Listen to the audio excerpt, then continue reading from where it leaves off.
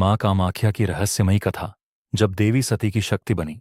कामाख्या धाम बहुत समय पहले की बात है। देवताओं, ऋषियों और मनुष्यों के बीच माता आदिशक्ति की महिमा चारों ओर फैली हुई थी। उन्हीं आदिशक्ति का एक रूप थी माता सती, राजा दक्ष की पुत्री और भगवान शिव की अर्धांगिनी। राजा दक्ष को भगवान शिव बिल्कुल पसंद नहीं थे। उन्हें लगता था कि शिव साधारण वेश में रहने वाले, भस्म लगाने वाले योगी हैं और उनकी पुत्री सती के योग्य नहीं है। लेकिन माता सती शिव से अत्यंत प्रेम करती थीं।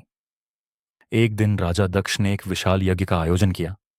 उस यज्ञ में सभी देवताओं और राजाओं को निमंत्रण भेजा गया, लेकिन जानबूझकर भगवान शिव और माता सती को नहीं बुलाया गया। जब माता सती को यह बात पता चली तो उनका हृदय दुख से भर गया। उन्होंने भगवान शिव से कहा, स्वामी, मैं अपने पिता के घर जाना चाहती हूं। भगवान शिव ने शांत स्वर में कहा, देवी, जहां अपमान का भय हो वहां जाना उचित नहीं। लेकिन पिता के प्रेम में माता सती यज्ञ में चली गईं। जब वे वहां पहुंची तो राजा दक्ष ने उनका और भगवान शिव का अपमान करना शुरू कर दिया। यह अपमान माता सती सह न सकीं। उनका हृदय क्रोध और पीड़ा से भर उठा। उन्होंने कहा, जिस शरीर को मैंने आपके घर में जन्म लेकर पाया, आज मैं उसी शरीर का त्याग करती हूं। इतना कहकर माता सती यज्ञ की अग्नि में समा गईं। यह समाचार जब भगवान शिव को मिला तो उनका क्रोध भयंकर हो उठा। पूरा ब्रह्मांड कांपने लगा।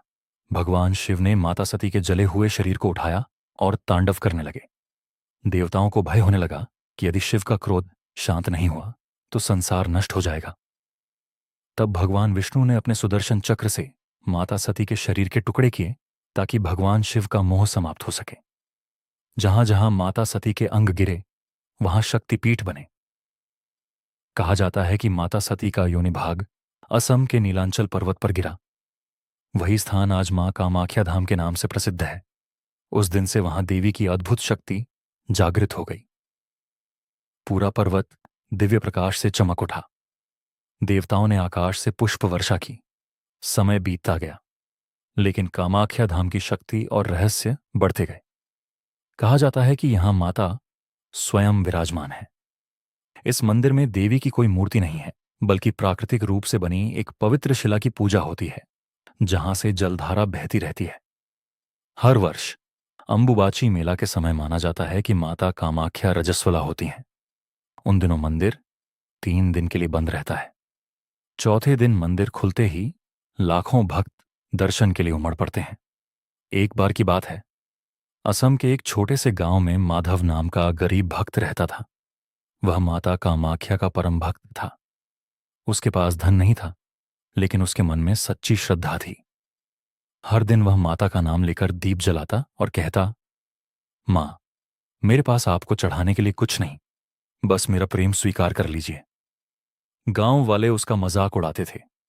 एक दिन गांव में भयंकर सूखा पड़ा।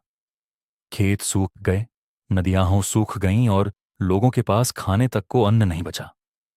गांव के बड़े बड़े लोग मंदिरों में बड़े चढ़ावे चढ़ाने लगे, लेकिन वर्षा नहीं हुई। तब माधव नंगे पैर कामाख्या धाम की ओर चल पड़ा। कई दिनों की कठिन यात्रा के बाद वह मंदिर पहुंचा। उसने माता के चरणों में सिर रखकर कहा, मां, यदि मेरी भक्ति सच्ची है तो मेरे गांव को बचा लीजिए। उसकी आंखों से आंसू बहने लगे। उसी रात माता कामाख्या ने उसे स्वप्न में दर्शन दिए। माता ने कहा, वत्स माधव, सच्ची भक्ति सबसे बड़ा चढ़ावा है। कल अपने गांव लौट जाओ, वर्षा अवश्य होगी। माधव खुशी खुशी लौट आया।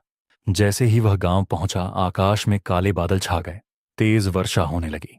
सूखे खेत फिर से हरे हो गए। गांव वाले आश्चर्यचकित रह गए।